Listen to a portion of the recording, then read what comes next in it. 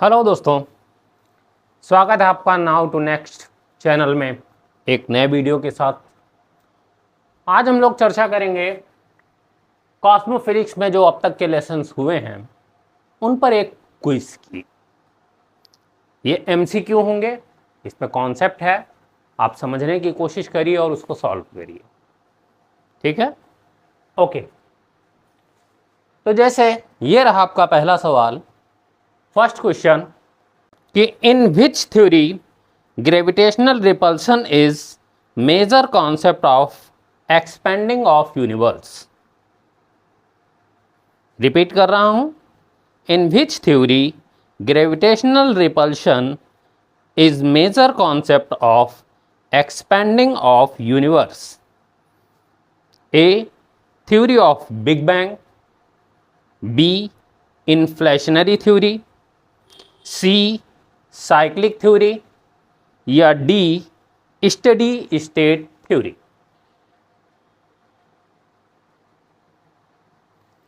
ये पहले ही वीडियो में मैंने बताया था। तो दोस्तों इसका सही जवाब क्या होगा, ए, बी, सी या डी?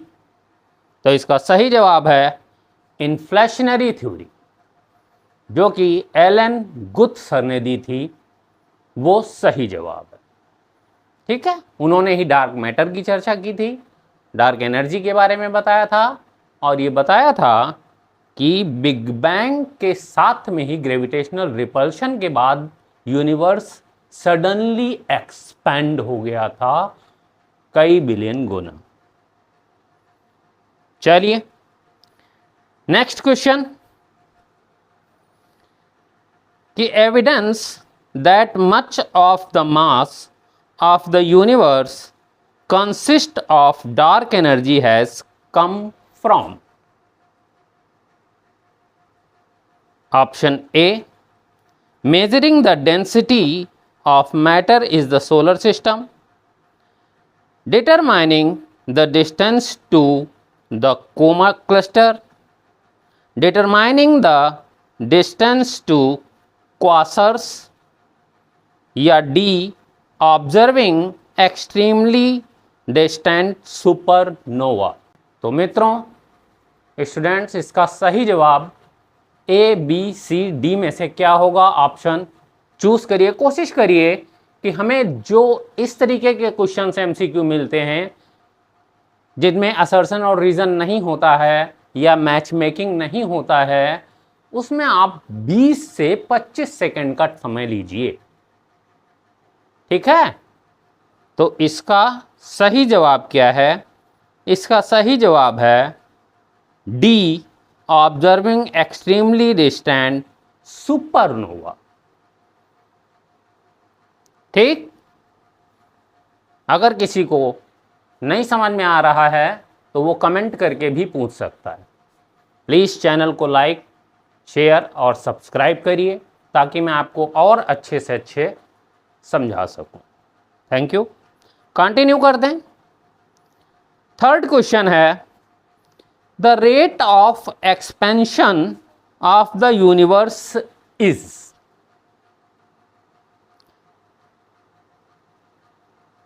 फिर से क्वेश्चन पढ़ रहे हैं, the rate of expansion of the universe is decelerating, accelerating, constant या जीरो। जो एक्सपेंशन है वो बढ़ रहा है, घट रहा है, जीरो हो रहा है या एक स्थिर है? ऑप्शंस को देखिए। तो इसका सही जवाब है बी, एक्सेलरेटिंग। अभी भी वह बढ़ ही रहा है, एक्सपेंड हो रहा है। नेक्स्ट क्वेश्चन है, the brightest nebula in the sky. इनमें से सबसे चमकीला नेबुला या निहारिका आकाश में कौन है? ए, ओरियन, बी, प्लेडीज, सी, सिफायड, डी, ट्राइफेड।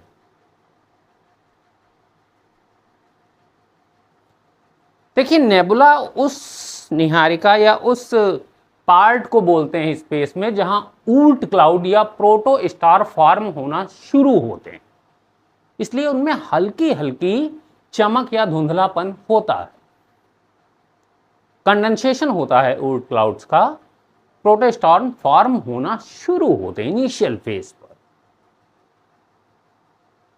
मैंने बताया भी था। तो इसका सही जवाब है ओरियन। हमारी अपनी आकाशगंगा मिल्की वे, इसकी दूसरी भुजा ओरियन सिग्नस जिसे बोलते हैं, तो ओरियन में ही नए तारों का जन्म हो रहा है और वो सबसे कूलेस्ट पोर्शन है। ठीक है, चलिए, वेरी गुड। जिन्होंने सही दिया बहुत अच्छा, ऐसे ही मेहनत करते रहिए, आउटपुट ज़रूर निकलेगा। और जिन्हें नहीं समझ में आ रहा है प्लीज़ कमेंट करें, मैं आपके ज़रूर कमेंट्स का जवाब दूंगा। फिफ्थ क्वेश्चन है, nova are the thought to occur in a system x. Nova are thought to occur in a system X, in which a white dwarf star orbits a red giant star. Then what is X? Question को थोड़ा ध्यान से देखिए, options को देखिए। दो stars की बात हो रही है, एक व्हाइट डॉर्फ स्टार है, एक रेड जायंट फेज में है या जायंट फेज में है। ठीक है ना। कैसा सिस्टम हो सकता है? Triplary star system, triple system, binary system, compact system या कॉन्जेनियल सिस्टम?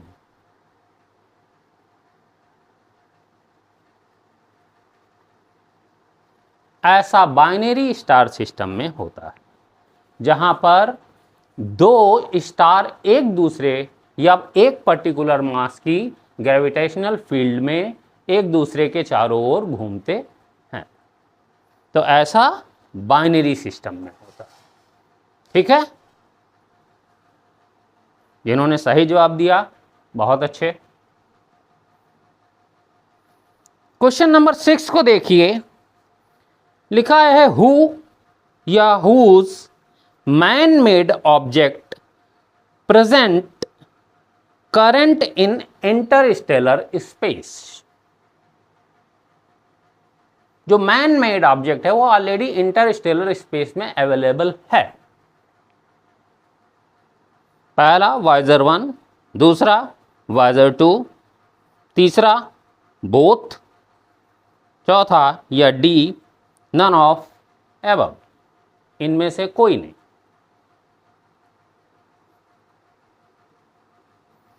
तो दोस्तों इसका सही उत्तर है सी। वाइजर 1 और वाइजर 2 दोनों ही इंटरस्टेलर स्पेस में या हेलियोपास को क्रॉस करके, ट्रांसमिशन प्लाज्मा को क्रॉस करके इंटरस्टेलर स्पेस में जा चुके हैं। ठीक है,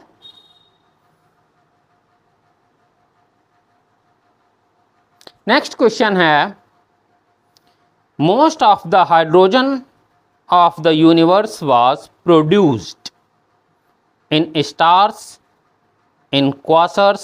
ऑप्शन ए है in stars, ऑप्शन बी है in quasars, ऑप्शन सी है at the time of cosmic background radiation was formed, D है first 10 minutes of the expansion of Big Bang.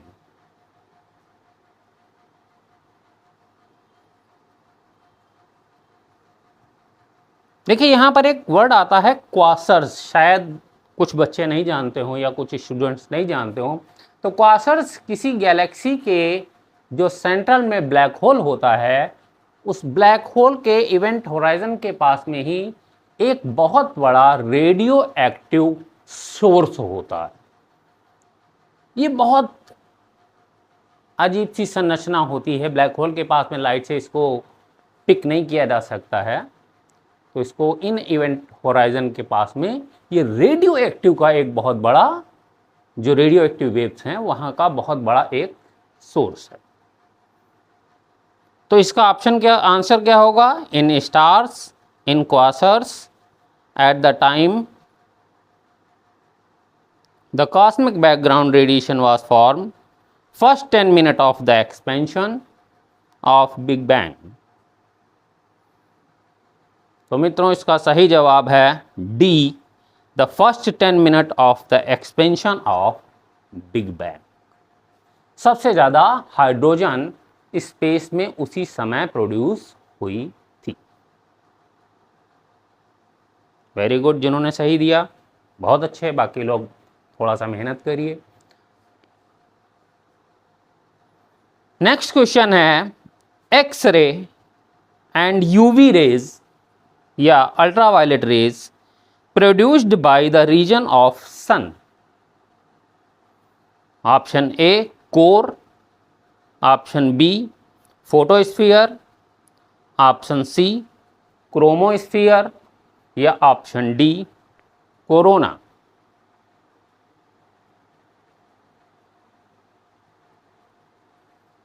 इसका सही जवाब है d corona. In case of solar eclipse जब होता है तब कोरोना से एक्स रे का रेडिएशंस होता है और यूवी रेस तो कंटिन्यू आती ही रहती। ठीक फ्रेंड्स,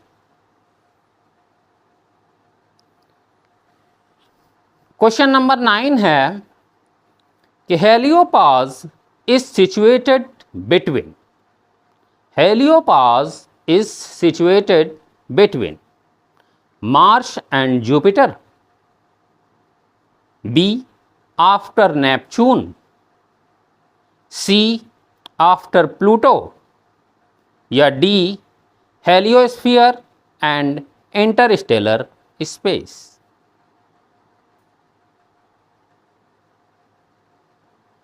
आप पिछले वीडियो देखिए, उसमें यह टॉपिक आ चुका है, अगर आपने पढ़ा होगा, देखा होगा। आप प्लीज़ चैनल को लाइक, सब्सक्राइब और शेयर करना ना भूलें, आपको जानकारियाँ मिलती रहेंगी। देखिए, मार्स और जुपिटर, इनके बीच में एस्टेरॉयड बेल्ट है और क्वेश्चन हमारा पूछ रहा है हेलियोपाज। इनके बीच में, मार्स और जुपिटर के बीच में एस्टेरॉयड बेल्ट है। आफ्टर नेपच्यून, जहां उसके बाद ड्वार्फ प्लैनेट मिलने शुरू हो जाते हैं, उसको हम बोलते हैं कुइपर बेल्ट। प्लैनेटरी सिस्टम में वो कहलाती है कुइपर बेल्ट। ठीक है, आफ्टर प्लूटो रॉन्ग आंसर है। सही जवाब है डी हेलियोस्फीयर और इंटरस्टेलर स्पेस।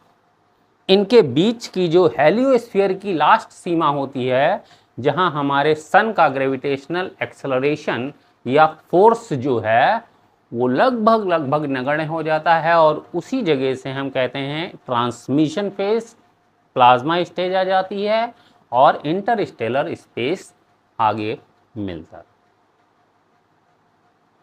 ठीक है friends, next 10 number question, touched to the sun, noise,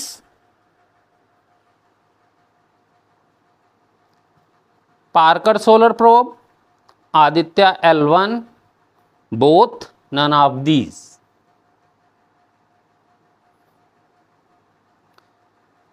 तो इसको हम बोलते हैं, आंसर इसका पार्कर सोलर प्रोब है, जिसने सन के एटमॉस्फेयर को टच किया है, एटमॉस्फेयर को टच किया है। आदित्य L1 एक अलग पोजीशन में ऑर्बिट में है, वो ऐसी ऑर्बिट में है जहां सन और अर्थ के बीच में ग्रेविटेशनल फोर्स का इक्विलिब्रियम या संतुलन बनता है, उस पॉइंट पर है। ठीक है ना, लैग्रेंज पॉइंट उसको बोलते हैं, वहां पर है। इसरो द्वारा छोड़ा गया था अभी जल्दी में ही। तो इसका सही जवाब है पार्कर सोलर प्रोब। ये नासा द्वारा या यूएसए द्वारा छोड़ा गया था। अब नेक्स्ट टॉपिक में हम लोग जियोफिजिक्स पर आ जाएंगे। अभी तक हमारा कॉस्मोफिजिक्स चल रहा था, अब हम जियोफिजिक्स में एंट्री करेंगे। तो प्लीज़ चैनल को लाइक, शेयर, सब्सक्राइब करिए। मिलते हैं नेक्स्ट टाइम में। शब्बा खैर, बाय बाय, गुड लक।